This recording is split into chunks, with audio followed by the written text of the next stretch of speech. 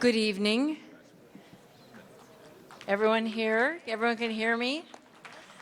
Welcome to the Presidential Lecture Series this evening.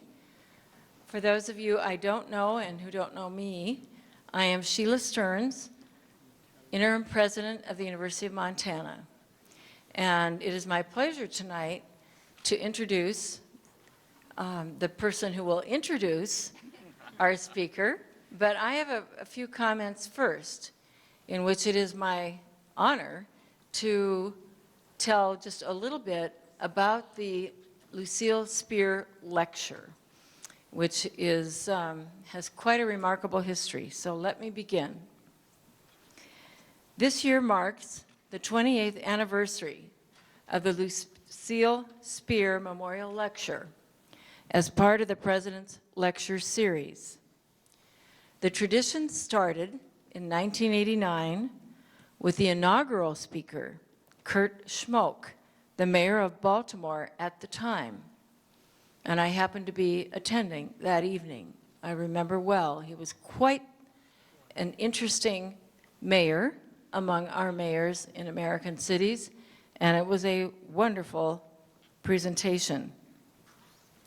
With the generous support and encouragement of members of her family and friends, many of whom are here, our idea in creating the Lucille Spear Memorial Lecture was to honor a great Montanan and to make this lecture a capstone event in our series.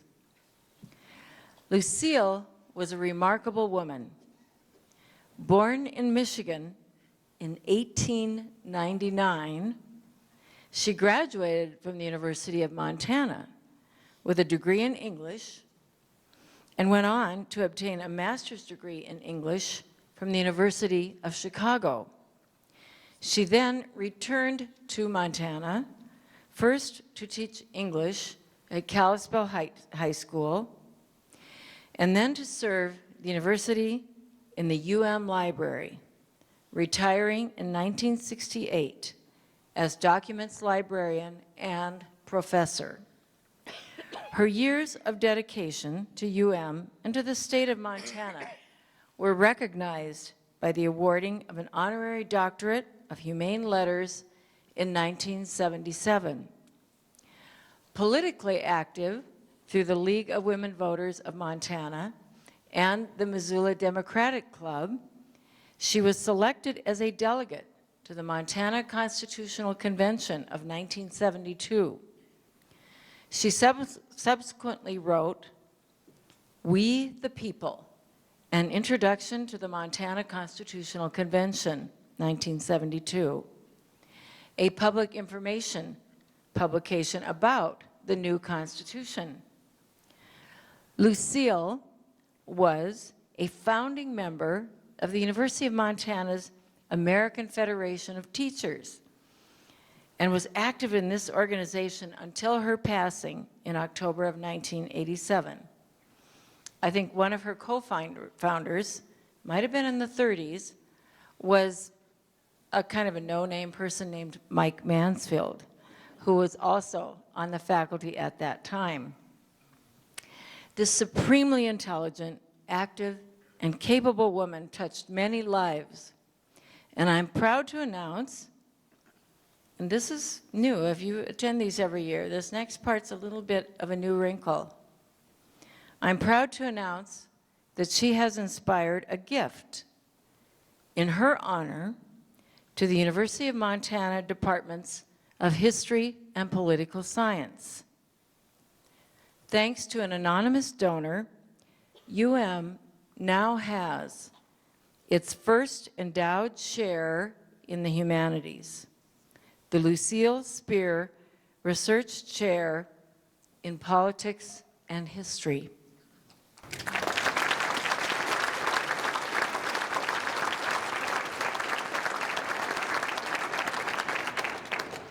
An endowed chair is one of academia's highest honors. This position recognizes and celebrates excellence in research and scholarly activity, shining a spotlight on outstanding faculty. So with that, I am also proud to announce that the first Lucille Spear Research Chair in Politics and History is Professor Richard Drake.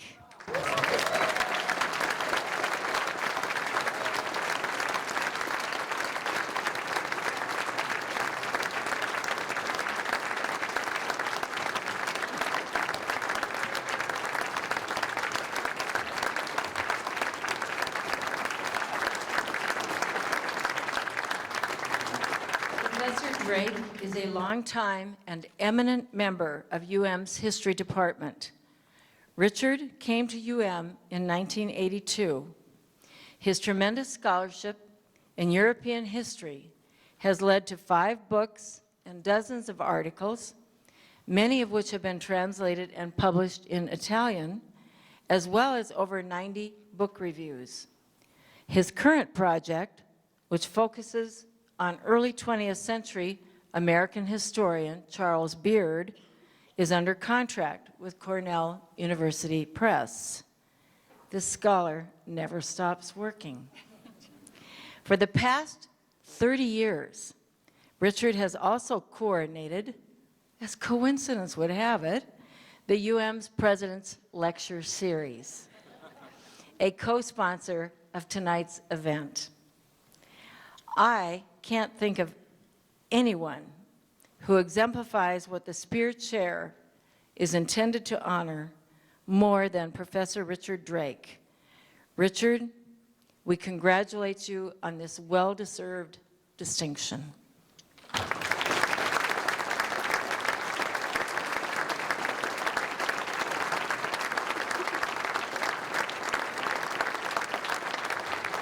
Thank you all very much. I'm moved by this honor.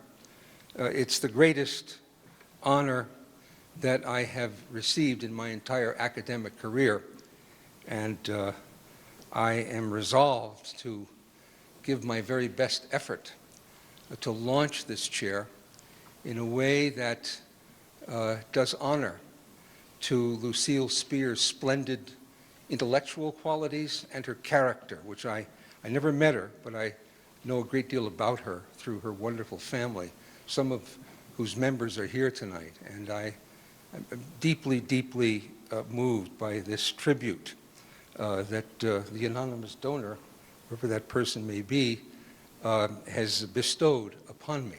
And I guess ultimately what this award means is that you're going to have to put up with me for a little while longer. So thank you. Thank you very much.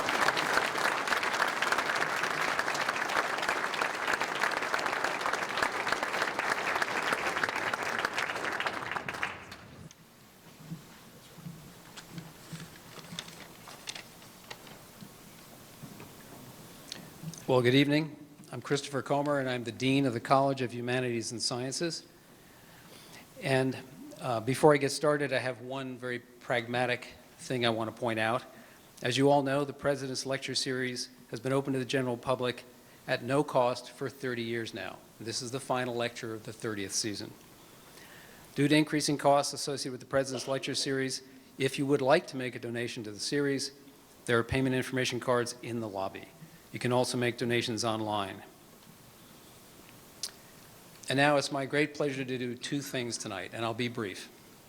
First, I want to congratulate Professor Richard Drake on the announcement that you just heard, that with the coming academic year, he will assume the new Lucille Spear Chair in Politics and History. This is a much-deserved honor for one of our most distinguished humanistic scholars. Could you join me again in recognizing Richard?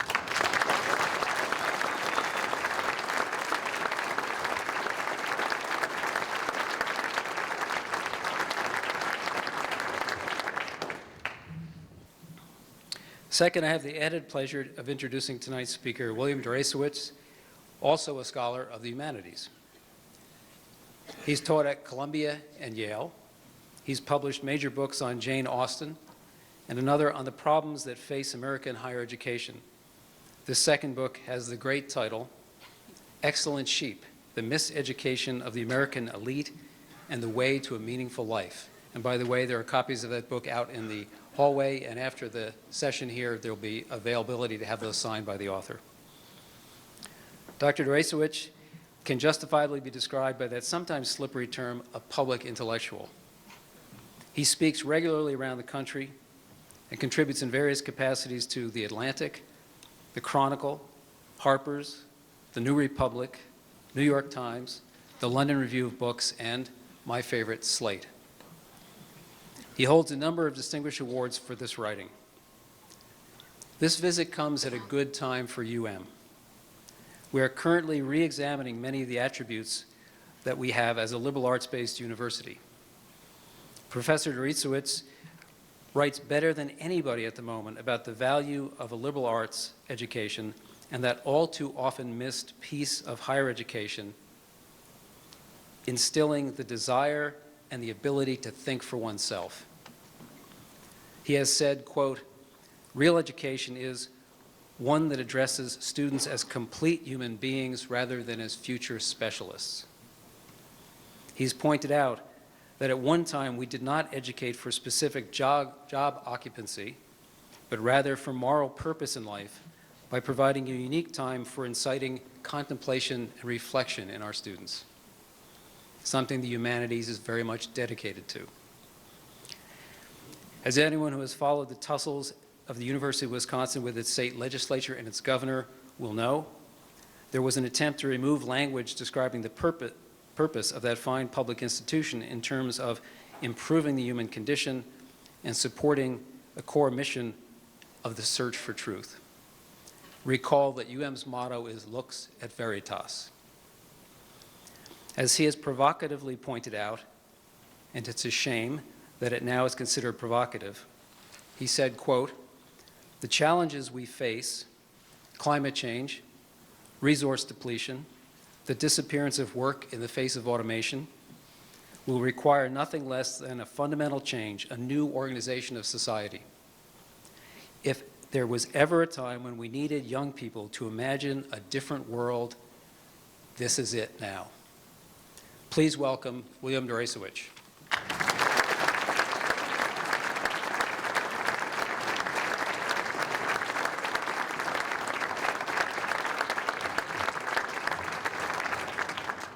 Thank you very much for allowing me to speak to you this evening, and with the added honor of speaking the same evening as Richard Drake's honor.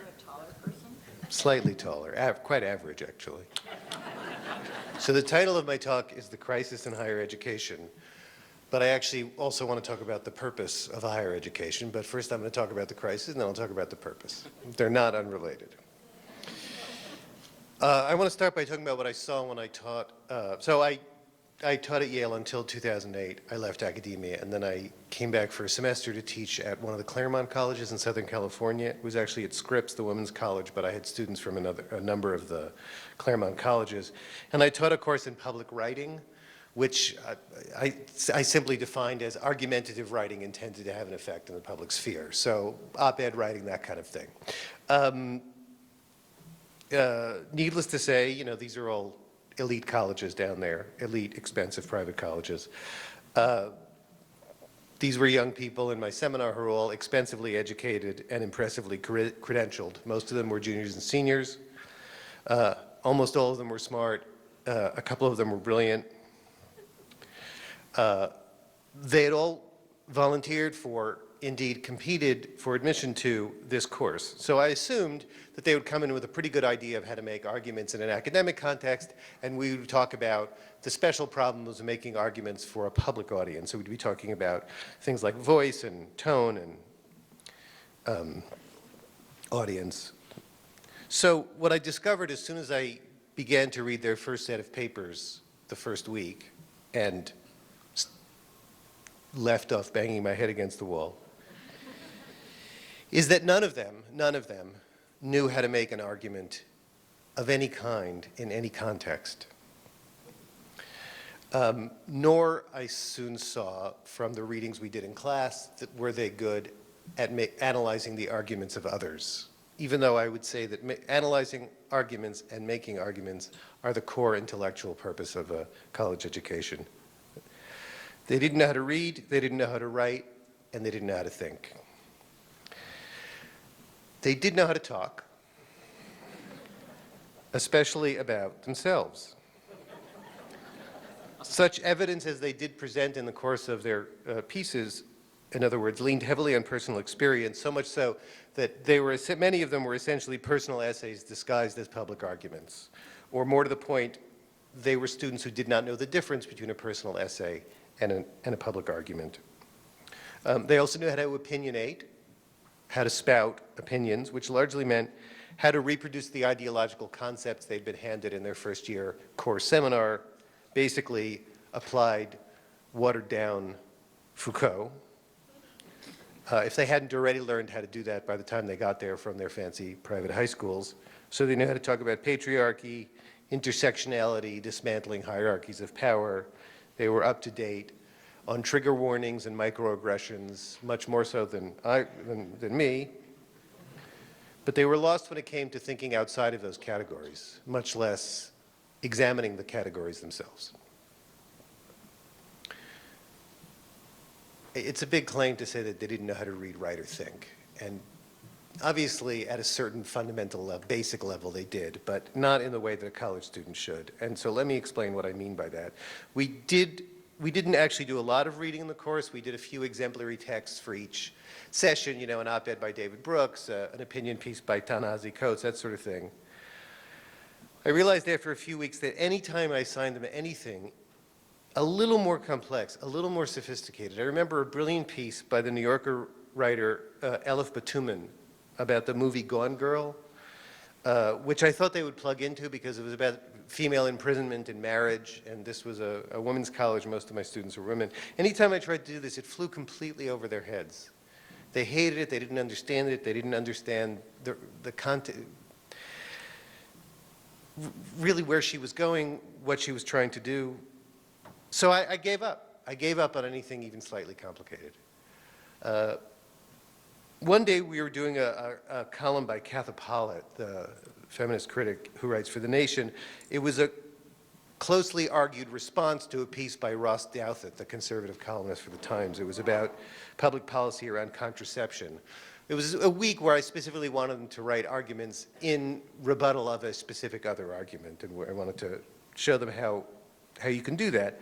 So it was the kind of piece, Pollitt's piece was the kind of piece where you had to keep both arguments in mind at the same time, hers and the one she was responding to, and follow the turns of the argument pretty carefully.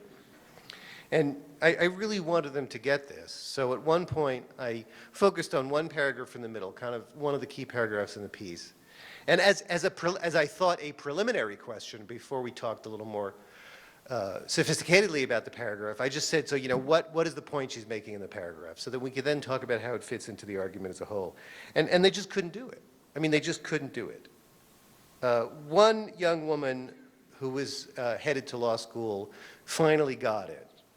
But the rest were just kind of grabbing at individual phrases, seemingly at random, or blurting out vague ideas based on a general impression of the piece as a whole.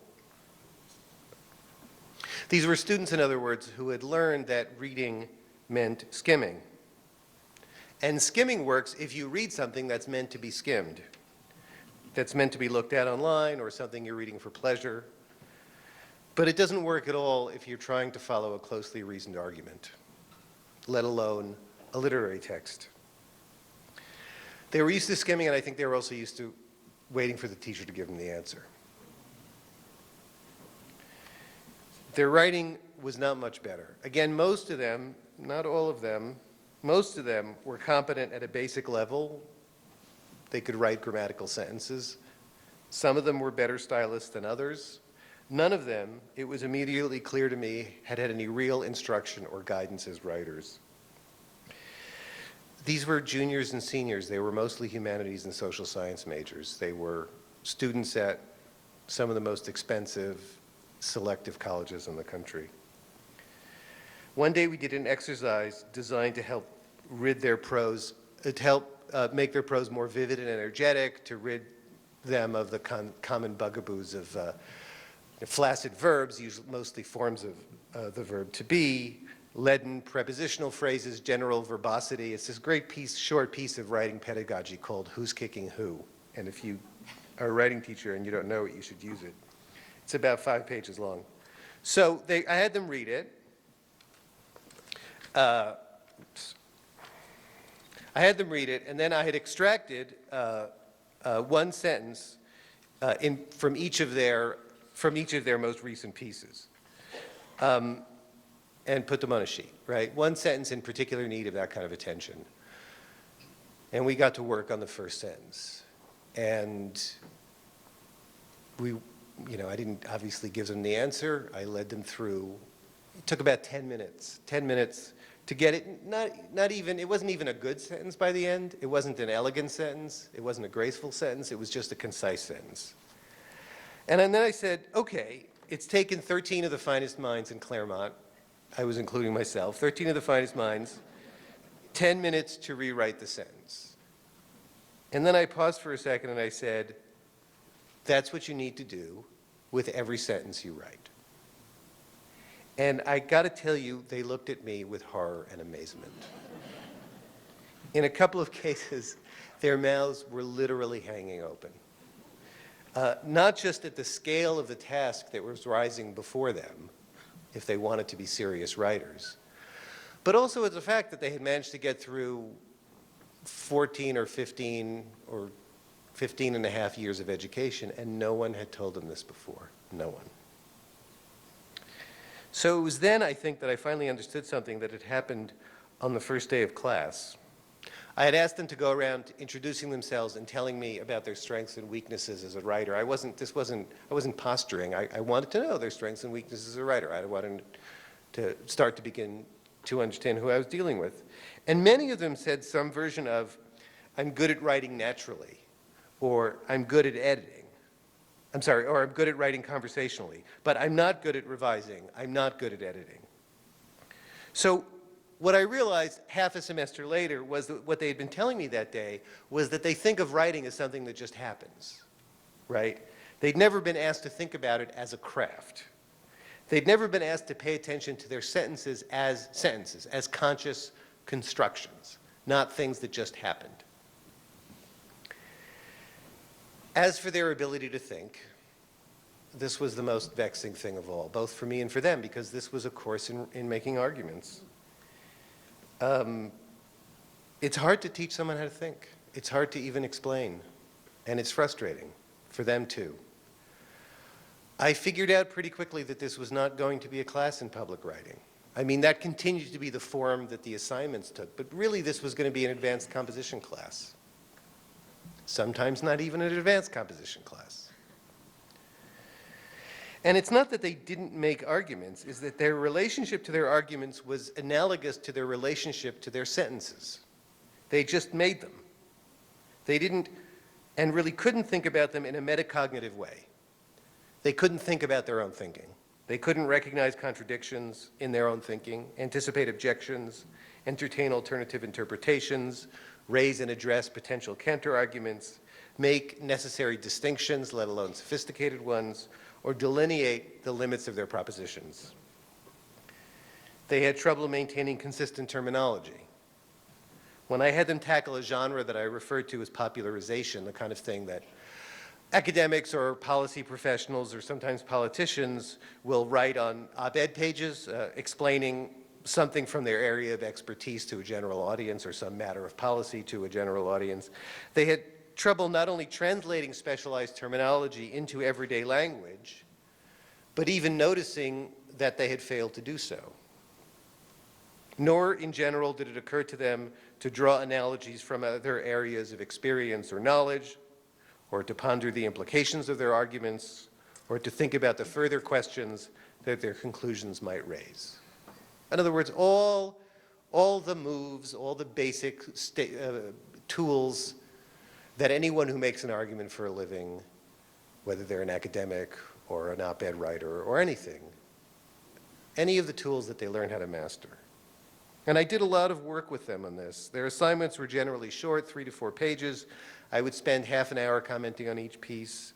I would comment point by point in the margins. I'd write long evaluative summaries at the end. I would have them come to me in office hours to talk through their papers in advance or to talk through their papers in retrospect. After a few weeks, when we got comfortable with each other and we were talking about some topic that, say, a paper that we were workshopping that day raised, like public policy around contraception, I would allow them to have debates, and then I would intervene in the debates to point out in a metacognitive way what was happening in the debate to raise their awareness. But I have to say that, well, I think almost all of them improved. There were a couple who were simply so busy, one of them with an internship in Los Angeles, an hour away, that they just, you know, really couldn't get enough sleep, couldn't put in the necessary time, and would write their papers in kind of a sleepless blur the night before. Most of them improved. I don't think that they made much fundamental progress in becoming better thinkers.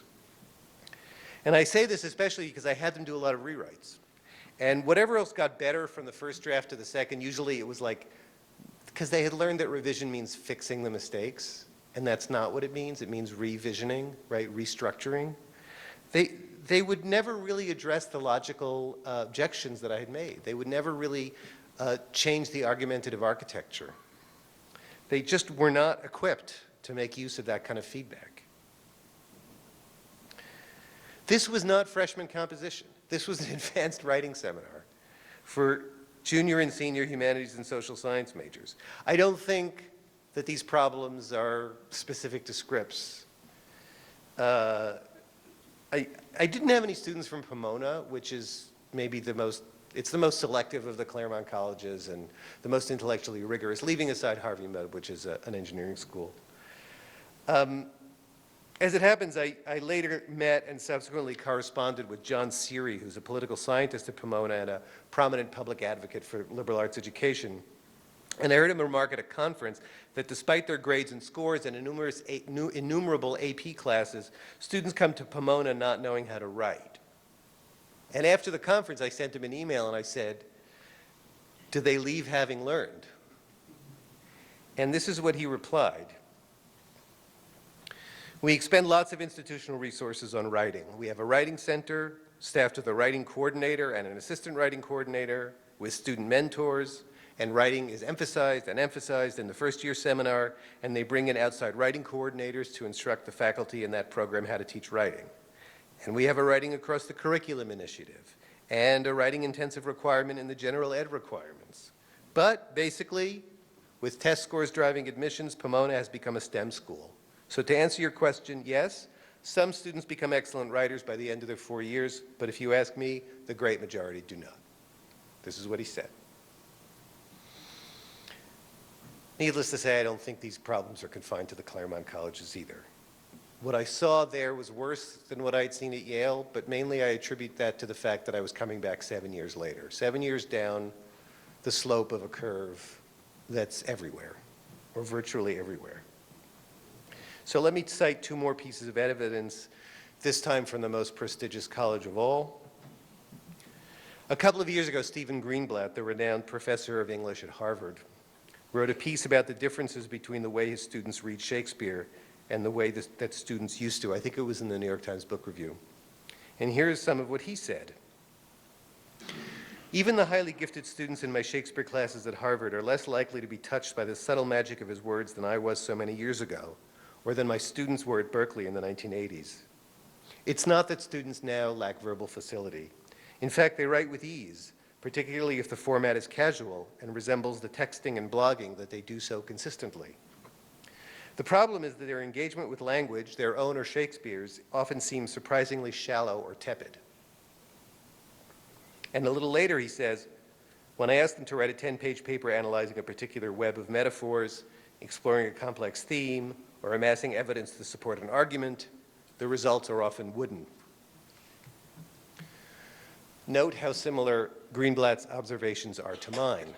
Note especially that sentence in the middle, so reminiscent of what I saw with my students. In fact, they write with ease, particularly if the format is casual. Like my students, in other words, Greenblatts at Harvard can write naturally. They can write conversationally. but they are at a loss when it comes to writing formally, or to reading complex texts in ways that are more than shallow or tepid, as he says, or to make arguments that are better than wooden, which seems to me like a euphemism for bad. In fact, he says they write with ease, despite having a shallow or tepid engagement with their own language. That fact is actually part of the problem, that they write with ease. Now, Greenblatt actually is not there. The point of the piece is not to denigrate or criticize his students. He actually goes on to say that they, quote, often possess highly developed visual, musical, and performative skills. And he offers, and they do wonderful things. You know, they write extra scenes, they make videos, whatever, about the Shakespeare play. And he offers the familiar explanations for these generational differences, the rise of the televisual, of social media, of texting, and so forth. And these are unobjectionable as general cultural diagnoses. But Greenblatt seems to forget the fact that he's not talking about the typical 18 to 22-year-old. He's talking about Harvard students, the supposed best and the brightest. There's no doubt that the students in his Shakespeare classes have median verbal SATs well into the upper 700s, that most, if not all of them, got 5s on their AP English classes. If any group of college students should be capable of deciphering complex texts, writing incisive expository prose, and constructing compelling analytic arguments, it is those students. But apparently they aren't. All this chimes with something I heard recently from an acquaintance who had spent a year at Harvard not long ago as a senior faculty member in the English department. Some of her students, she said, wrote better than you can possibly imagine. But most of them couldn't write at all. And I understand this to mean that Harvard, being Harvard, attracts some students who are simply very gifted writers to begin with, either by virtue of natural talent or effort or having gone to that rare high school that does develop its students' compositional abilities. As for the rest, Harvard teaches them nothing. They come in not knowing how to write, and like the students in Claremont, they are very likely to leave the same way. I served on the prizes committee of the English department at Yale for many years. There are many, many prizes in the Yale English department and many other departments. I won't go into that. The highest prize we gave was for the outstanding major, the outstanding senior. The chair of the committee would, and he served in this capacity year after year, would prepare a list of all the graduating majors who had achieved an average in their English classes of A- or better, and then he would circulate that list to the faculty for comment, and that's how we would make our evaluations. Big department, we didn't necessarily know all the students. Every year, the list got longer, even though the number of our majors got smaller. And he used to complain about this in the committee meeting, especially because a lot of the comments he would get from professors who had given students straight A's in their classes were things like, nothing special, solid but not distinguished, etc. So we're not enforcing standards anymore. And of course, we all know that no self-respecting professor, including those in English departments, believes that their job includes teaching their students how to write. So students get a writing class freshman year, maybe a couple of writing intensive courses later on, and that's usually it. And of course, writing is not just writing, it's also thinking. In fact, it's primarily thinking. That's really what you're learning how to do in a college writing class. Matters have gotten so bad at Stanford that my friend Terry Castle, who's taught English there for over 30 years, has started to offer what amounts to a composition course for English majors. English majors at Stanford. This has not endeared her to her colleagues because she's washing their dirty laundry in public. So why is all this taking place? Well, I've already touched on some of the reasons. Technology culture certainly plays a role. Terry Castle thinks that her students' writing abilities basically fell off a cliff about 15 years ago. That's obviously where my students, or one of the places that my students learned that reading means skimming. But there are other reasons too. One of them is an old story. The structure of the academic profession is such that professors have no incentive to spend one more second on their teaching than they have to. People who do that are suckers. People who do that are asking for it. People who do that lose their job. So when you get to a classroom, as one observer has put it, what you get in the classroom is a mutual non-aggression pact. To paraphrase a joke that they used to tell in the Soviet Union, they pretend to work and we pretend to grade them.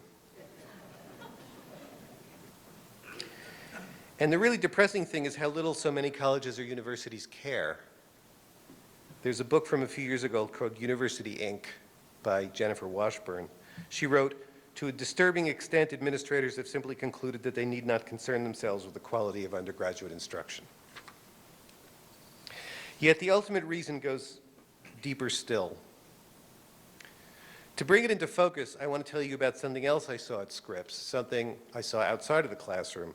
At strategic points around the campus, there were these pairs of banners hanging in the school colors, one with texts on each one. The first text was attributed to the institution's founder, which dates it to the 1920s, and it goes like this. The paramount obligation of a college is to develop in its students the ability to think clearly and independently, and the ability to live confidently, courageously, and hopefully. The second text was extracted from the latest version of the college's mission statement, and it goes, it's actually 4 words: leadership, service, integrity, creativity. They're texts that make an interesting comparison. We might call this comparative literature. The first thing to observe about the first one, the paramount obligation of a college is to develop in its students the ability to think clearly and independently, and the ability to live confidently, courageously, and hopefully. The first thing to say about that text is that it is a sentence. Which means that it expresses an idea by placing concepts in relationship to one another within the kind of structure that we call a syntax. And it's not a simple syntax either. It's a syntax created by someone who knows how to write sentences and is conscious of the sentences she is writing, right? 5 adverbs, 2 balanced against 3, parallel structure emphasized by the repetition of the word ability. It's a spatial structure. It also suggests a temporal sequence. Thinking clearly, it wants us to recognize, leads to thinking independently, which leads to living confidently, which leads to living courageously, which leads to living hopefully. And the entire chain begins with a college that recognizes that it has an obligation to its students, an obligation to develop their abilities to think and to live. And finally, it's a sentence that is attributed to an individual. It announces her convictions and her ideals, and the fact that she is prepared to hold herself accountable for certain responsibilities. The second text, leadership, service, integrity, creativity. It is not a sentence. It is 4 words floating in space, unconnected to any other words, including each other. It is charitable to call them words. They are slogans. They are cliches. In fact, 3 of them, leadership, service, and creativity, are the biggest cliches, the loudest buzzwords in contemporary higher education. And the text is not attributed to an individual. It is not the statement of an individual. It is the emanation of a bureaucracy. It is the college's mission statement, a literally anonymous bureaucracy, because nobody could tell me who had put that text there, or when this version of the institution's mission statement was formulated, or by whom. And when I say nobody, I'm including the dean of the faculty and the president. No one could tell me who had decided to hang those banners up all over campus. The words had just appeared, as if enunciated by the zeitgeist. But the most important thing to note about that second text is not what it says, but what it doesn't say, what it doesn't talk about. Thinking or learning. It therefore constitutes an apt reflection of the current state of higher education. College is seldom about thinking or learning anymore. Everyone is running around trying to figure out what it is supposed to be about, and so far, they've mainly come up with buzzwords. Sometimes, well, I'll get to that. I understand this as education in the age of neoliberalism. Neoliberalism, you could call it Reaganism, Thatcherism, economism, market fundamentalism, whatever you call it, it can be understood as an ideology that reduces all values to money values. The worth of a thing is the price of a thing. The worth of a person is the wealth of the person. Neoliberalism tells you that you are valuable exclusively in terms of your activity in the marketplace. As Wordsworth put it, you're getting and spending. Now, the spending part, there's this old cliche from the 60s that society is trying to turn us all into consumers. Man.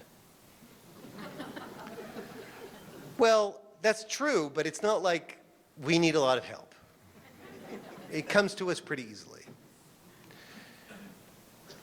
Sometimes when we talk too much about being turned into consumers, we forget the fact that the essential thing that society is trying to turn us into, especially as young people, and especially through the educational system, is producers. The purpose of education in a neoliberal age is to produce producers. I published a book in 2014, as you heard, that said that by and large, elite American colleges and universities no longer provide their students with what I call a real education, one that addresses them as complete human beings rather than future specialists, that enables them, as I put it, to build a self, or following the English Romantic poet John Keats, to become a soul. Now, of all the responses the book aroused, the most dismaying was this one, that so many individuals associated with those institutions, Ivy League universities and others, said not, of course we provide our students with a real education, but what is this real education nonsense anyway? A representative example came from Steven Pinker, the Harvard psychologist. I was going to call him something else. He said, perhaps I'm emblematic of everything that is wrong with elite American education, but I have no idea how to get my students to build a self or become a soul. It isn't taught in graduate school, and in the hundreds of faculty appointments and promotions I've participated in, we've never evaluated a candidate on how well he or she could accomplish it. And I read this and I thought, Pinker's right. He is emblematic of everything that's wrong with elite education. Now, David Brooks wrote a column where he addressed both myself and Pinker's response to me, and he laid it out actually more clearly, I think, than I had done in the book, and he said, college has three traditional purposes, and I think all of them are valid, and all of them are historically important purposes. Going back to the colonial colleges, there's what he called the commercial purpose, or is more commonly called the practical purpose, the cognitive purpose. So the commercial purpose obviously is preparing to start a career. The cognitive purpose, acquiring information and learning how to think. And the moral purpose, which is the purpose that's so mysterious to Steven Pinker and his ilk. Moral here does not mean being told right from wrong. It is not even necessarily being told how to distinguish right from wrong in the sort of general moral sense where you would think right and wrong are the same for everybody. Moral means, the adjective moral used in that sense means having to do with the making of choices in any sense, and they could be the kinds of choices we narrowly call moral, like should you steal from someone or not. But it really means any choice, and actually, specifically the kinds of choices that are at stake in college are not morally weighted that way. They're the kinds of choices that you need to make as you go forward into adulthood, like what do I want to do with my life? And then later, who do I want to marry? Or do I want to marry anybody? Or, the kinds of choices involved, not in being a good person per se, but in being an autonomous adult. The ability to determine your own beliefs, independent of parents, peers, and society. To live confidently, courageously, and hopefully. That's the moral purpose. That's the highest purpose. Now, here's the thing. Of those three purposes, only the commercial purpose. Only the first purpose survives as a recognized value. Even the cognitive purpose, which one would think would be the center of a college education, is tolerated only insofar as it contributes to the first. Probably you all know that the number of English majors and humanities majors in general has plummeted since the 1960s. What very few people understand is that the number of people majoring, the percentage of people majoring in the physical sciences, which are all the sciences that aren't biological sciences, so physics, chemistry, geology, astronomy, it's dropped even more than English, 60% or more. As of 2015, only 1.6% of students graduated with a degree in the physical sciences, 1.6%, and only 1.2% in math. And that includes applied math, which is really a way of becoming a computer scientist. So the number in pure math, I don't have a number for that. It's probably a vanishing percentage. In fact, the lion's share of students major in vocational fields, right? More than half. Business, communications, education, health, parks, recreation, fitness. Just the last 2 years alone have seen another enormous drop in the humanities on the order of 10% in the last 2 years alone, and nearly as large a drop in the social sciences. Meanwhile, computer science, engineering, and biology were all up by 10 to 20% each. At elite schools, which tend not to have vocational majors, computer science, engineering, biology, and economics, of course, are the big majors now. And more at the liberal arts colleges even than at the universities, more at a place like Williams than a place like Harvard, places where 20 years ago the most popular major would have been English or history. So it's not the humanities per se that are under attack, although they're certainly bearing the brunt of the attack. It is learning as such, learning for its own sake, ideas for their own sake, curiosity for its own sake. It is the liberal arts, but the liberal arts understood in their true meaning, which is all of those fields in which knowledge is pursued as an end in itself. The sciences and social sciences, as well as the humanities. Students who major in history, sociology, psychology, political science endure the same kind of ritual hazing, like, oh, so you decided to go for the big bucks, as do people who major in French or philosophy. Everybody talks about the STEM fields, science, technology, engineering, and math, but no one's really interested in science in the sense of basic science. No one's really interested in math in the sense of pure math. No one's interested in funding them. There have been drastic cuts in funding for basic research. No one's interested in having their children or their constituents pursue a career in them, which leaves the two middle words, technology and engineering. But engineering is just a large subset of technology. So really it's technology. It shouldn't be called the STEM fields, it should be called the T fields. So I wrote this book about elite higher education in America, but what I've learned from the correspondence I've received over the past couple of years is that it's not just elite higher education, it's not just higher education, and it's not just America. The logic of neoliberal education is at work everywhere at every level, at small regional colleges and large state universities. I've been hearing about a certain large state university in the last 24 hours. At prep schools, at public high schools, in grade schools, in community colleges, in Canada, in Britain, in Korea, in Brazil. We see its influence in the relentless focus on basic skills in K through 12, as if knowledge were nothing more than assemblage of methods and facts. We see it in the move to informational texts in English classes, in high school English classes, as if the purpose of learning to read were to understand a memo. Why waste your time reading Julius Caesar?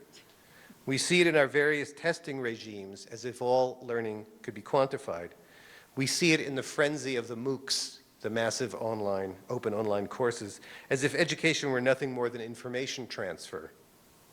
We see it in the tables that rank colleges and majors by average starting salary, as if earning power were the only thing you got from school.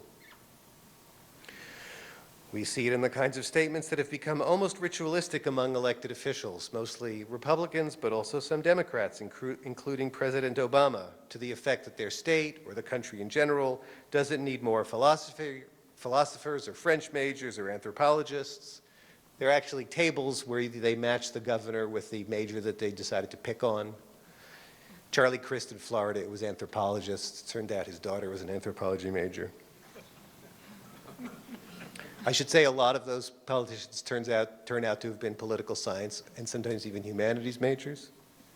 Journalists and pundits, some of whom were also humanities majors and none of whom were engineers or nurses, never tire of lecturing the young about the necessity of thinking prudently when choosing a course of study, the naivete of wanting to learn things just because you're curious about them. Top 10 majors means the most employable, not the most interesting. Top 10 fields means average income, not job satisfaction. What are you going to do with that? The inevitable sneering question goes. Liberal arts, the phrase liberal arts has become a put-down, and English major a punchline. If college is seldom about thinking and learning anymore, that's because very few people are interested in thinking and learning, least of all students. But I don't blame them, given the messages they've been getting. As Richard Aram and Josipa Roxa report in Academically Adrift, Limited Learning on College Campuses, the number of hours per week that students spend studying for their classes has dropped by about half since the early 1960s. It's been falling steadily for decades. And as anyone associated with a college can tell you, ambitious undergraduates devote the bulk of their time and energy, and certainly of their passion, to extracurriculars. Pinker, in the piece I mentioned, wonders why he finds himself addressing half-empty lecture halls, despite being, by his own admission, a very gifted lecturer. And I can tell him why. It's because his students don't care much about the things he's trying to teach them. As college is increasingly understood in terms of job and career, and job and career increasingly mean business, especially entrepreneurialism, students have developed a parallel curriculum for themselves, a parallel college, where they can get the skills they think they really need. Those extracurriculars that they are deserting the classroom for are less and less what Pinker derides as recreational and more oriented toward future employment, entrepreneurial endeavors, nonprofit ventures, various forms of volunteerism.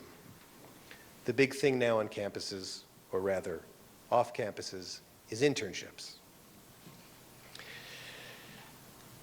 And in this age of the customer service mentality in academia, colleges are falling all over themselves to give their students what they think they want.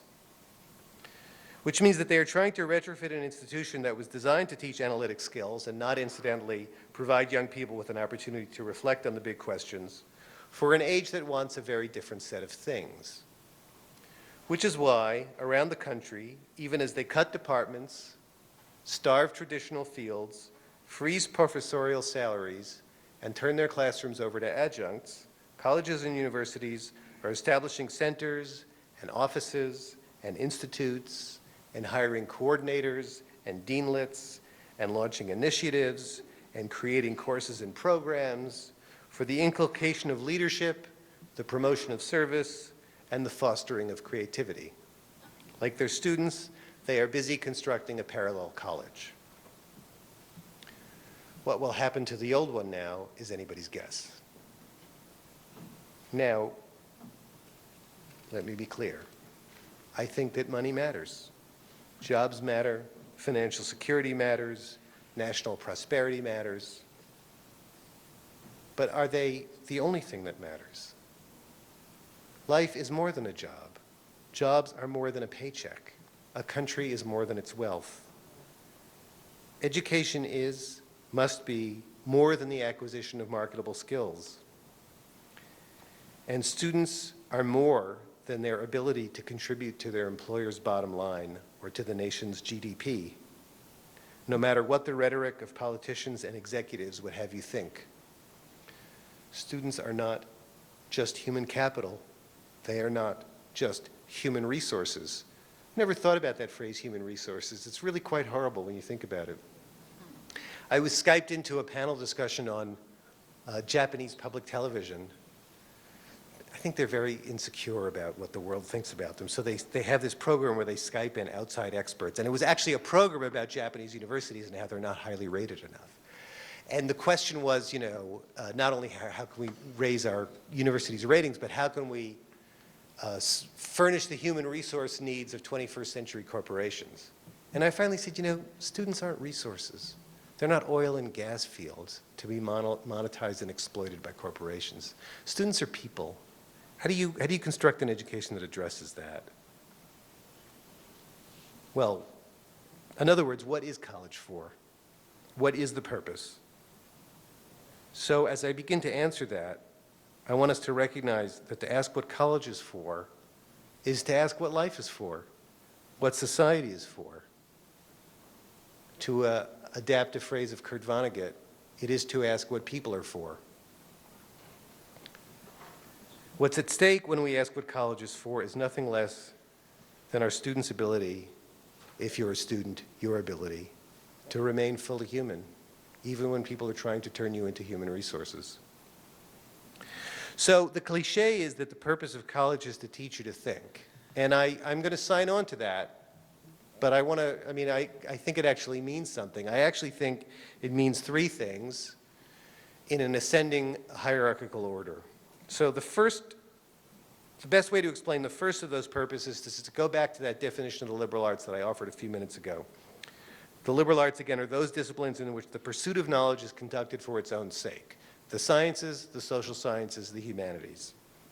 They stand in contrast to applied or vocational fields, nursing, education, business, medicine, law, because although they furnish the knowledge that all of those applied fields apply, right? Medicine is applied biology, education is applied psychology, and maybe sociology, and so forth.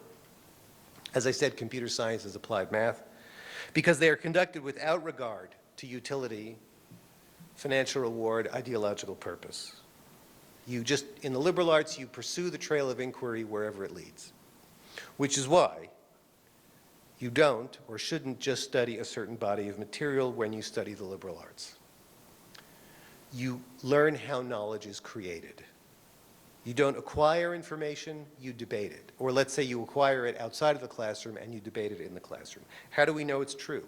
What further questions does it raise? What are the premises that underlie the discipline as a whole, whether the discipline is biochemistry or American studies or whatever? What are the methods by which the discipline proceeds? You learn, in other words, I know this is a shocking thing to say in the information age, but there is no such thing as information. There are no such things as facts, strictly speaking. There are only arguments. A fact, you might say, is nothing more than a frozen argument. Every fact has been established by an argument and is susceptible of being overturned by a further argument. We don't normally think of it that way, especially because some facts are probably not going to be overturned, but that's what every fact is. And we might reflect in this connection on the fact that the word that science uses for the things that it knows with the greatest degree of certainty is theory. Theory. Theory is the most certain we get, right? Just to become a theory requires a great deal of work. So when you study the liberal arts, you do the hard, slow, painstaking work of learning to analyze the arguments of others, as I said at the beginning, and to make your own arguments in turn. To marshal evidence, evaluate existing authorities, anticipate objections, synthesize your findings within a coherent structure, and communicate the results with clarity and force. The historian Simon Schama tells the story of a student who approached him after lecture to complain that his father hadn't sent him to Harvard to become more confused. Schama's answer was yes, he did, or at least he should have. College is the place to learn that most of what we believe is much more provisional and complicated than we usually care to admit. This may sound like mental masturbation, the pointless multiplication of complexity and nuance, the endless entertainment of theories, hypotheses, and alternatives, everything that people mean by academic in the pejorative sense. But what it is, actually, is an honest confrontation with reality. The world is full of immensely intricate things. The structure of an enzyme, the language of a Shakespeare play, the workings of a modern economy. Despite our desire for clear and simple answers, the truth is very hard to come by. Yes, some knowledge is settled enough to be regarded as factual, and mastering A relevant portion of it is part of education too. But the leading edge of discovery is always a blur, always a grope into the unknown. We proceed by doubt, by trial and error, by resisting the impulse to lunge after certainty. But it's also more, especially in this country, and people usually don't understand the uniqueness of a liberal arts education in this country. We are essentially the only country where you don't just study one thing in college. The whole concept of majors is foreign to every other country. You know, when you study English literature in England, you study one thing, that one thing, or chemistry in Germany, or whatever. Here, we want people to get an exposure to a range of fields, so that you don't just learn to think, you learn that there are different ways to think. You study human behavior in psychology, and then you study it in literature. You see what philosophy means by reality, and then you see what math or physics does. Your mind becomes more agile and resourceful, as well as more skeptical and rigorous. And most important of all, you learn to educate yourself. I'm going to summarize the next section, although maybe some of you will groan when I do this. But in the interest of time, I'm just going to say that this is why liberal arts majors are actually so highly valued in the workforce. And every month, practically, another study comes out that says that, or another opinion piece comes out by a business professor who argues that, or the head of a corporation, right? What businesses want you to be able to do is think for yourself, especially if you want any kind of responsible position or any hope for advancement, if you don't want to just be a drone.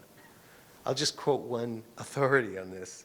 David Rubenstein, the billionaire co-founder of the Carlyle Group, one of the world's largest hedge funds. He says that when it comes to hiring, his formula is H equals MC, which means humanities equals more cash.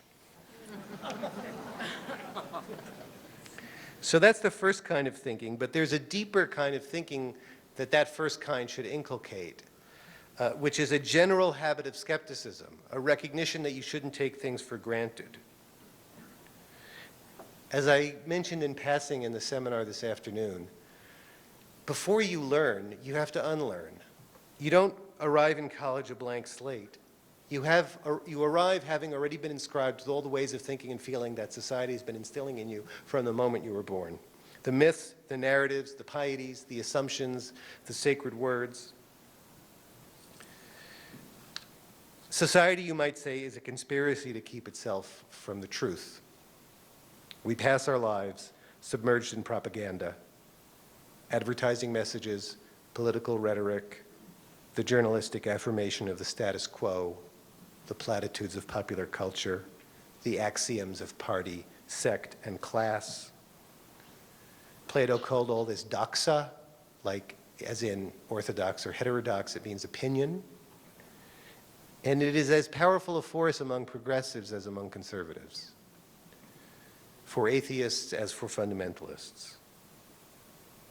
The second purpose of a real education is to liberate us from doxa by teaching us to recognize it, to question it, and to think our way around it. Now, it doesn't have to happen in college, and there are people who don't go to college. But if you're in college, I mean, this is the time in your life to do it. And the virtue of college is that it provides, or ought to provide, a kind of break from all of the exigencies of career and from the orthodoxies of your own family, a chance to step outside the world and think about it from a distance. It also offers you professors whose most important role is to make you think with rigor, precisely, patiently, responsibly, remorselessly, and as my own professor Karl Krober said, not only about your deepest ingrained presuppositions, which I was just talking about, but also, and this is the kind of thing that made me love him, also about your most exhilarating new insights, most of which turn out to be fallacious. You need someone in your life whose job it is to tell you when you're wrong. And listen, very few people are going to do that.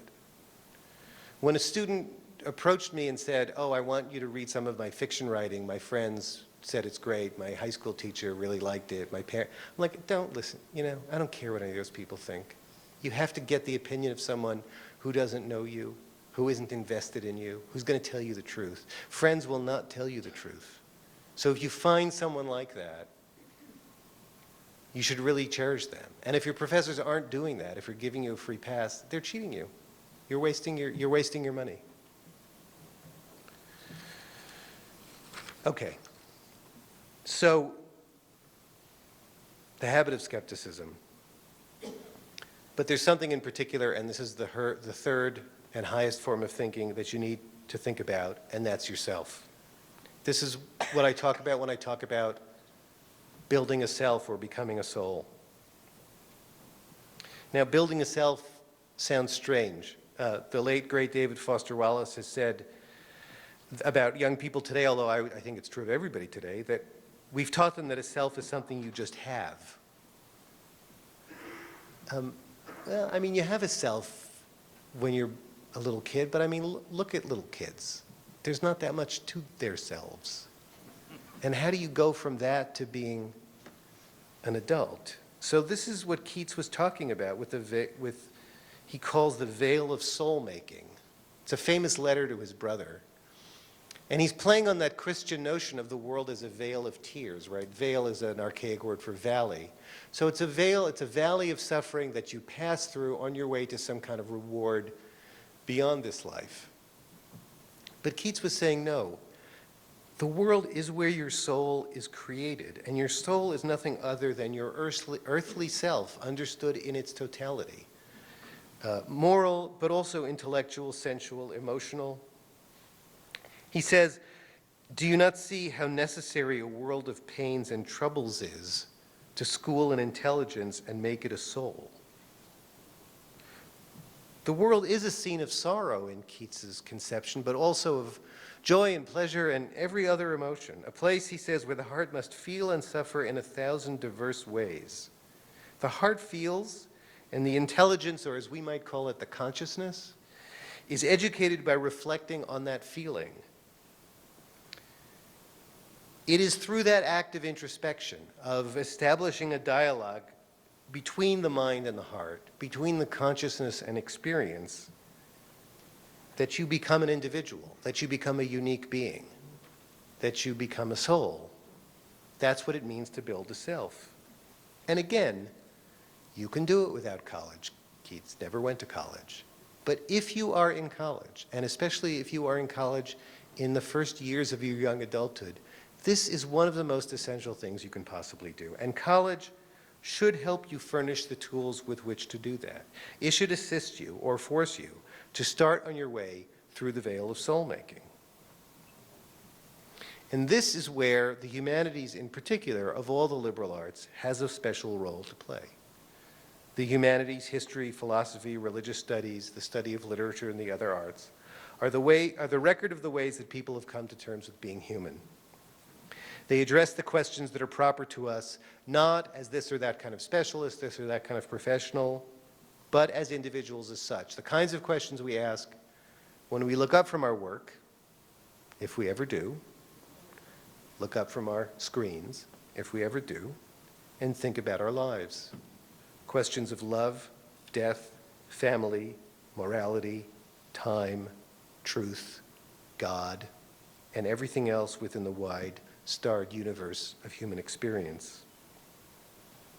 Questions that don't have final answers, only have individual answers, but that are crucial for helping you create a sense of purpose, which means to deciding for yourself what's important to you and not important to your parents or your peers or your congressman. A true liberal education, wrote Alan Bloom, requires that the student's whole life be radically changed. A liberal education puts everything at risk and requires students who are able to risk everything. This is not comfortable. This should not be comfortable. It is, however, exhilarating. It's like being broken open, like giving birth to yourself. It's been said that an education is a self-inflicted wound. I love that.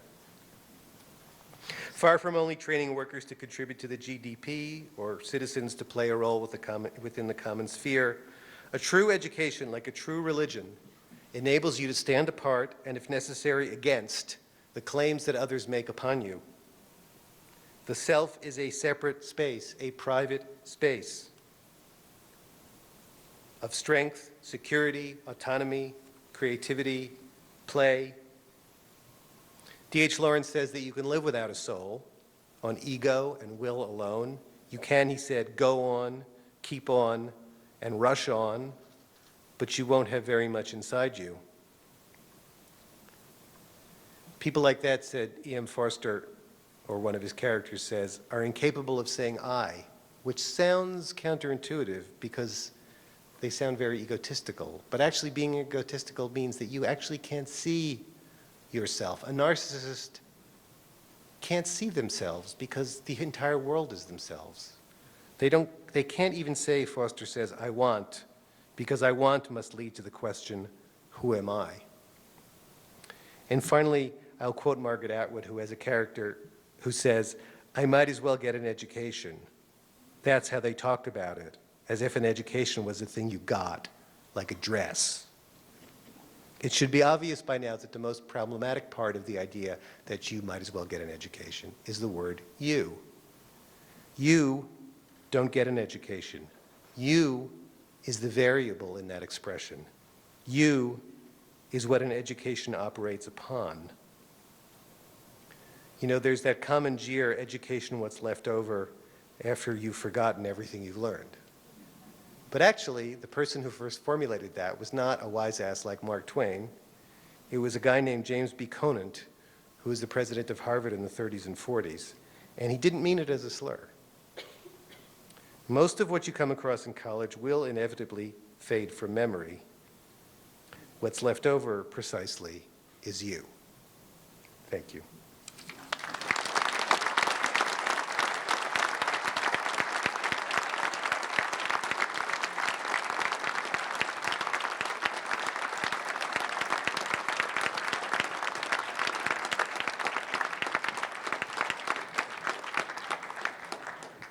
So as is our custom, there's a microphone right there, and you're invited to come forward and ask questions, and there'll be a period here for answering those. So please step forward, and if you want, I'll be glad to hand you this mic.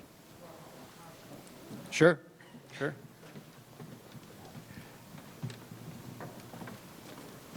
Do you have a question or a comment? I do. Is it all right if I remain seated? Sorry? May I remain seated? Of course, of course. Thank you. Over the last couple of years, I began to wonder how much effort it was for the first humans to formulate the sounds that became words. And I think it was very difficult, and which I think dovetails with what you're saying here. It's not easy. My English teacher in high school was Seymour Yesner. He was, I learned later, a friend of Kurt Vonnegut. And he sent me to the Minneapolis Public Library, and he said, Snodgrass, go to the English Oxford Dictionary and look up these words for me. Come back and report. I remember one of them, it was whiff. Whiff, the Old English to whiff, to whore, to ale whiff, to wife, to marry. Oh, yeah, whiff like wife. Yes, Yeah, yes. right. And I came back and rendered my report. I'm sure Mr. Yesner thought, oh, God, he's not getting it. But some years later, I was in a 24-hour food store, a nice one. I was in the spaghetti aisle. I love spaghetti. And it hit me like a ton of bricks, literally. My God, the sound goes with a little plastic window, and you can see the spaghetti in there and the red sauce. And in that moment, I understood what Yesner had planted in my mind. There's an emotive connection between language and what we see and eat and feel. And the funny part of that is about a month later, I saw my North High School Minneapolis history teacher in the aisle, and I ran up to him. I was so excited to see him. I said, Mr. Pogler, the spaghetti and Cy Yesner, and I didn't have to say any more. He said, we often wonder if you guys are getting it. So that's my story. Okay. There's a, right, I don't have a mic. There's a liberal arts college in Wisconsin, Lawrence. When a faculty member comes up for tenure, they contact as many of their former students as they can, because they recognize that you can't always tell by the end of the semester whether a course or teacher has been effective. This is one of the many problems with trying to reduce education to metrics. It can take 30 years before the payoff. Yes, be warmly thanked for giving us this message of lucidity and truth, especially to us here in these times of duress. University is going through a lot of duress, as you know. It's not very fun, it's horrible. I like what you said about Steven Pinker. Remember a few years ago in the New Republic, he had a vicious attack on the humanists. I don't know if you remember that article. Anyway, my question is, I'd like to know what you think. Part of the problem is this divide between the sciences and the humanities, which is a schizophrenic split of the university. As you know, postmodern knowledge works like a rhizome. It's horizontal, it goes in all directions. So why, as the faculty, the humanists, and the university try to find ways of bridging this divide by abolishing vertical partitions between departments, by doing cluster area studies where math, technology, economics, history, languages work together in a pluridisciplinary way, which would be a way to regain students and to try to put a stop to this utilitarian commodification dimension of that we are going through. So why don't you understand what I mean? I do. Yes. Well, why don't universities allow more cross-disciplinary Yes. teaching and research? Around centers. I've never pretended to understand the mind of the academic administrator, but I mean, I think that, listen, universities, especially in an age of shrinking budgetary resources, are very territorial places, and this is my best understanding of it. Everyone wants to hold on to what they have. Maybe they're also resistant to it. I think also faculty are often very resistant to change. They want to keep teaching the same course that they've been teaching for 30 years because they want to put as little time as they have to into it. I think some of the most exciting things that are happening, both in pedagogy and in research, are happening at the borders between disciplines. So, you know, yeah, more power to anything that tries to do that. Before I take the next question, I just want to say, students, if you're not leaving, which looks like most of you are, I encourage you, I will allow you to elbow your way to the front of the line. Sorry, go ahead.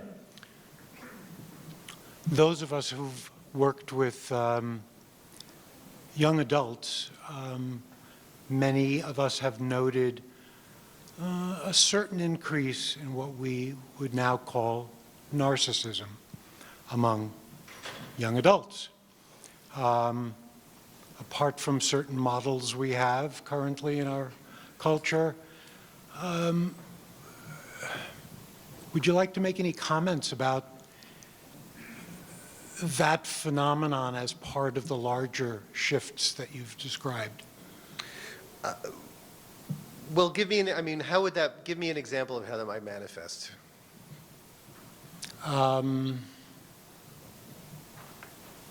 Good question. Well, in versions of what you described of students writing, for example, of Right. It's how they write personal writing. very self-centeredly. Right.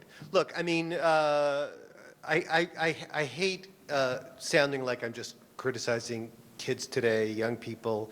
I think most of the things that we find in the younger generation are true across the board, but they're more pronounced there because they are products of current cultural forces, and needless to say, if you're actually growing up in that environment, they're going to be more pronounced in you.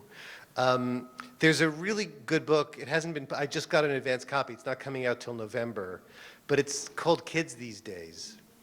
And it's by a 28-year-old or 29-year-old. And it's really smart.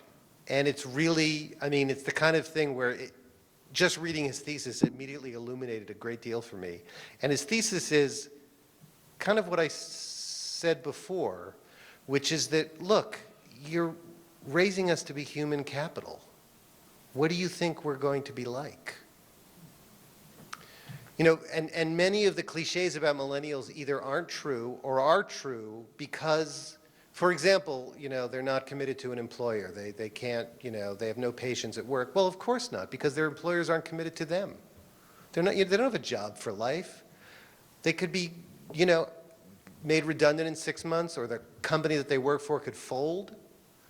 So, yeah, I mean, you know, narcissism, the entire culture has drifted, and has been doing so for a while, towards, you know, not all novels are autobiographical. Novels are being displaced by memoir. You know, the selfie. I mean, so I don't want to blame young people for that. But if we can help them to be more than that, I think it's good to recognize that that's a challenge and a necessity. Actually, I just want to, I should have noted that I was pointing a finger, so to speak, at young people, but it is a cultural phenomenon. Yeah, I yeah. agree. No, I with don't you. mean to call you out on this. I just, Yeah. okay. Thank you. You look like a young person. Yeah, definitely. Can I speak? Oh, no, well, yeah, sorry, go ahead. I'm not a student. Oh, are you asking for students to speak?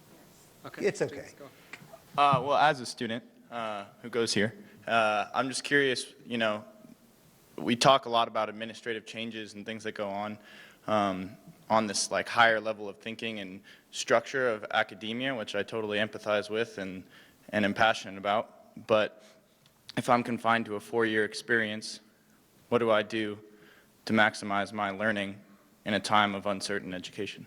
That's a great question.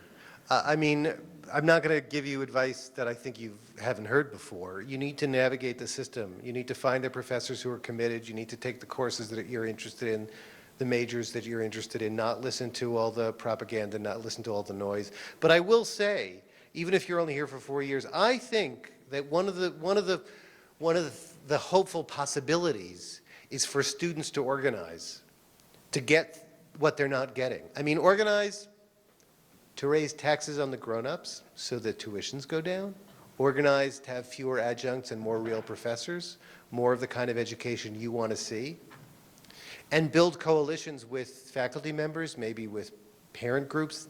There are PTAs in primary school and high school. I think there should be PTAs in college, too. As much as I shudder to think what parents might inflict on universities, I think, you know, so that's what I would say. Yeah? Sorry, sir. Thank you for being patient. Thank you, for being Professor, patient. for being Yeah. here. I hope you're enjoying Montana. I found your information useful, and in that regard, I don't want to insult you, but I found you a very good human resource. So, but I did want to honestly, I wanted to know your opinion on, you spoke quite a bit about soul making, and I guess I wanted to hear what you felt are faith traditions in contrast to our academic universities, et cetera. What do you believe the role of our faith traditions play in what you were speaking toward tonight? Well, I mean, I don't think there's a contradiction. I think that what I would call good religion is religion that it raises questions, right? And that engages in the same kind of inquiry. You know, it may have different terms and it may have some premises that are different, but fundamentally, this sort of whole humanistic endeavor in the universities inherits the role of the churches, right? I mean, many of these schools were church institutions that became secularized, and it's a secularized version of that religious mission. Now, at a public university, or even most private universities that call themselves secular, you don't do it in a religious framework. But I absolutely think there are synergies between the two. There's no reason they can't happen at the same time. Some of the best students I've had, and I don't just mean intellectually the best, but the most substantive people, the ones who were most intellectually serious and morally serious, were religious students. So, you know, yeah. There's quite a line here, so I'll try to be quick. So I hope you appreciated. I hope you appreciated the nervous laughter as you in the audience as you went through your litany of buzzwords. I know I certainly did. But I'm thinking about, as you were talking about this, and I'm thinking of all these references, I can think of Henry Adams, the education of Henry Adams, where at one point he's a senior faculty there, and he wonders what the hell he's doing, and he asks a student, he says, what are you doing here? And he says, well, you know, a degree from Harvard means money for me in Chicago. And I can go back to Edward Gibbon talking about his miserable undergraduate experience at Oxford, or I can go back to Robert Burton in The Anatomy of Melancholy, where he talks about this very same conflict between sort of broader, what we would call liberal education and pre-professional education, and the debate about the use of that kind of education. And his remark is, it was ever thus. Socrates. Or even go Right? all the way back Socrates to... talks about it, yeah. Sorry? Socrates, were you going to say that? I was going to say Aristophanes. Okay. But Aristophanes in The Clouds does very much the same thing. Basically, it's a debate between pre-professional, very pragmatic education and what Socrates is supposedly doing in the, you know, the think shop. So I don't know if that's a question or a comment, but, you know, I'd be interested to hear what you have to say. Thanks. I mean, what I would have to say is that this is one of the ancient and maybe irresolvable contradictions in society, in American society, but it's not a contradiction that maintains itself, right? So, you know, Trilling called America a business civilization. It's who we are, it's always who we've been, it's always who we're going to be. But we've always had countervailing institutions, let's say countercultural institutions, that mitigate the pure practicality and often anti-intellectualism. And the churches have been one of them, sometimes the press, sometimes the democratic process itself, and certainly education, especially higher education. But one of the things that I see happening in this age of neoliberalism is that the market is becoming so strong that it's actually capturing those countervailing institutions, like the prosperity gospel in the churches, or the way journalism has been turned into the media, right? Or higher education. So institutions and their missions constantly need to be refreshed by people who believe in those missions. So the best we're going to have is a conflict. If we're not vigilant, we won't even have a conflict. That's all we're going to have. And their society, I mean, listen, I think, quite frankly, a lot of the East Asian societies, they don't have a conflict. It's just the commercial purpose. Hi.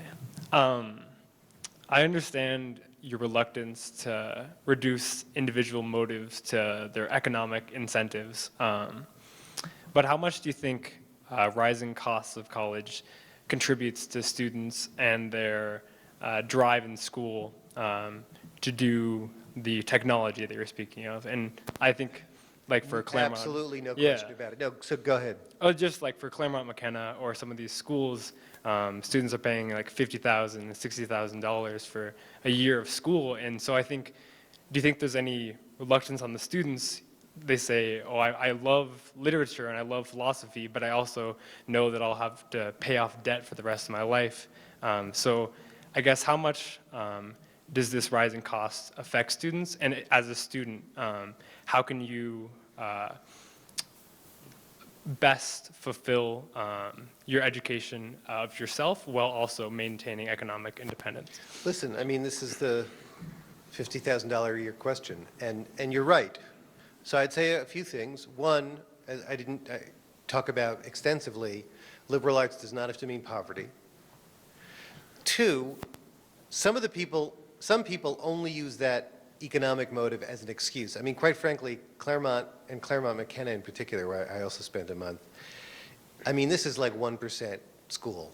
And these are students whose mommy and daddy are paying full ride and have no excuse. But they use it as an excuse because they don't know anything other to be than greedy. But everybody has to make their own calculations. And I totally get it. And at a public university, if you're not from a wealthy background, you absolutely have to think about these things, not take on too much debt.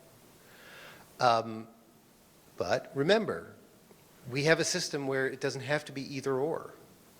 If you feel the need to major in something practical and it's something can envision doing that's not going to like suck your soul dry, then do it. But it doesn't mean that you have to forego the liberal arts aspect of your education, and you shouldn't. And if that means maybe cutting out some of the extra crap, the extracurricular stuff, or the beer, this is your chance. You know, it's like another cliche is all these, you know, business people who want to go back to college when they're 50 because they wish they had done that right the first time. So better to do it right the first time. All right, thank you. Sure. So my question is going to be a little strange, kind of veering away from hardcore academics here. As a young adult, I've noticed a very large spike in sort of young adult literature and how it's becoming, well, just based on what I've heard you say about commercial aspects, and you seem to be fond of literature, what do you think of this boom? I'm just curious, I'm sorry. The YA boom? Yes. Listen, let me stipulate that I've never read a young adult novel, and I hope to die never having read a young adult novel. Understood. I think it's pretty awful. Yeah. The worst part is that sometimes adults read young adult fiction. Well, yeah. I think actually young adults should be reading adult fiction and should be challenging themselves not only with the complexity of it, but beginning to eavesdrop on the adult world, you know? Read Jane Austen when you're 12. Read Thomas Hardy when you're 13. You know, again, I don't want to sound like a grumpy old man, but I think it's, you know, it's so interesting because we all recognize and even venerate the notion of challenging yourself when it comes to physical endeavor. We have this whole rhetoric of competitiveness and be a winner and, you know, Gatorade commercials. But we don't apply that to the intellectual life. The notion of expecting people to challenge themselves is somehow elitist. And then also, I think, maybe not in a direct way, my impression is that a lot of this young adult literature is deeply narcissistic because in the sense that it's fantasy literature. Whether it's literally fantasy or not, it's basically a fantasy projection. I don't know, have you've read some of this stuff? Oh, yes. And what is your diagnosis?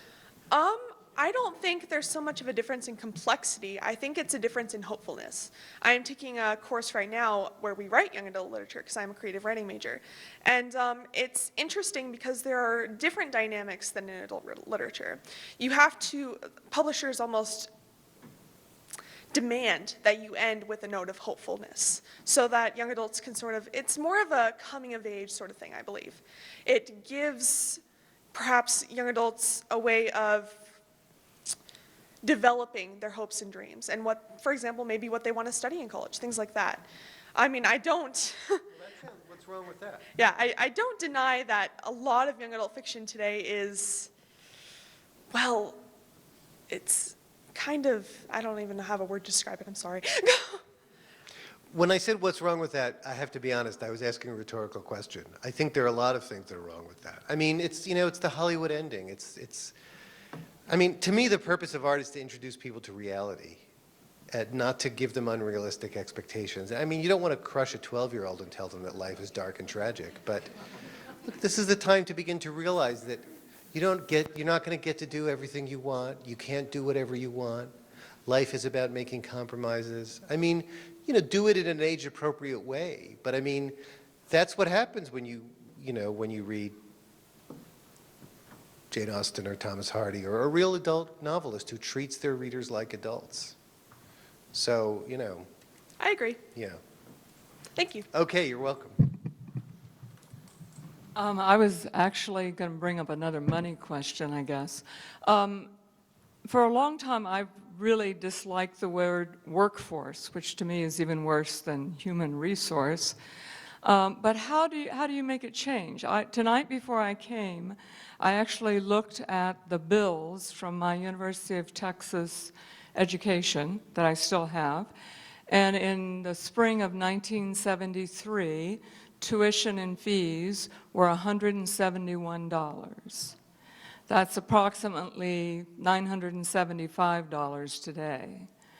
So students are faced with this need to pay for college at the same time that society is saying, we don't care. It's on you. I'm assuming that most of my bill was paid by the taxpayers of Texas at the time, which I appreciated. But so how do we change that, other than you're giving talks? You know, we organize, and that may sound like an easy word to throw at it, but when I think even as recently as when the book came out 2.5 years ago, and I say at the end of the book, one of the main things we need to do is start taxing ourselves again so that higher education is free again. And some people said, you know, this is a ridiculously utopian idea. And now it's starting to happen. I mean, in small steps, but it's starting to happen. And the movement to raise the minimum wage sounded like a fantasy until a few years ago, and now there are states with $15 minimum wages. So, you know, that, I mean, that's the biggest sort of narrative of neoliberalism, is the assault on the public, the notion that all what we used to think of as public goods are private goods that you need to pay for yourself. And I think we need to make a frontal assault in the opposite direction. It's not going to be easy. Okay, I'd like to say at about the age of 40. I think we're running just.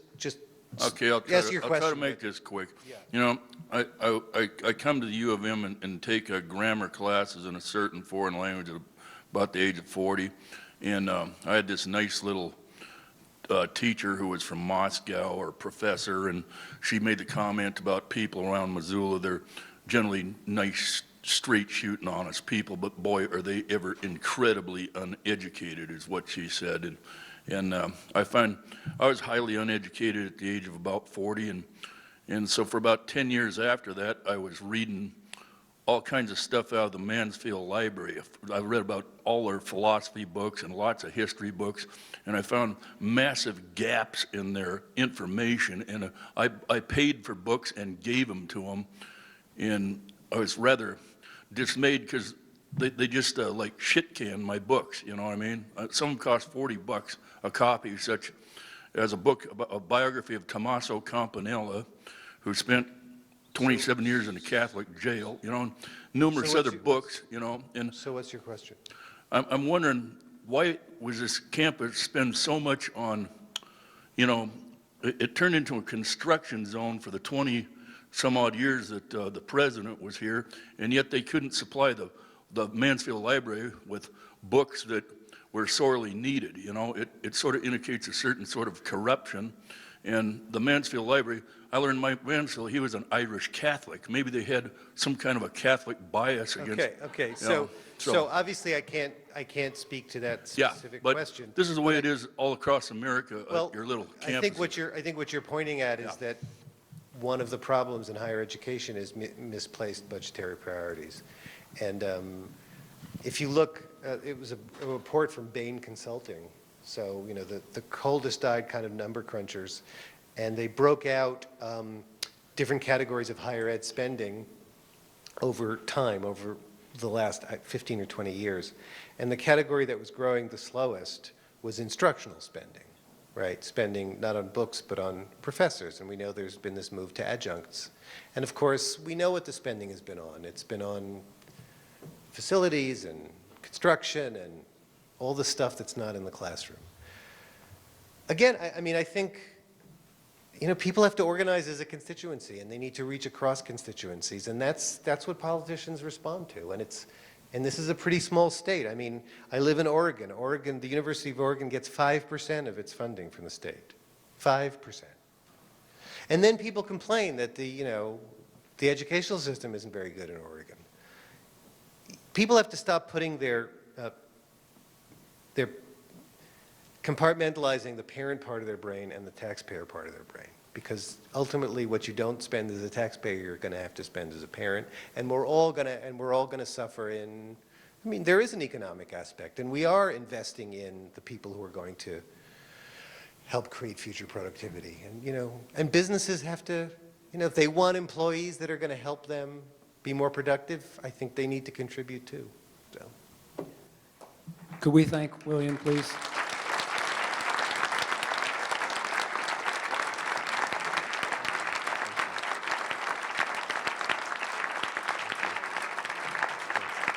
So I'll be signing books, and more questions, more conversation. I'd be happy to continue talking.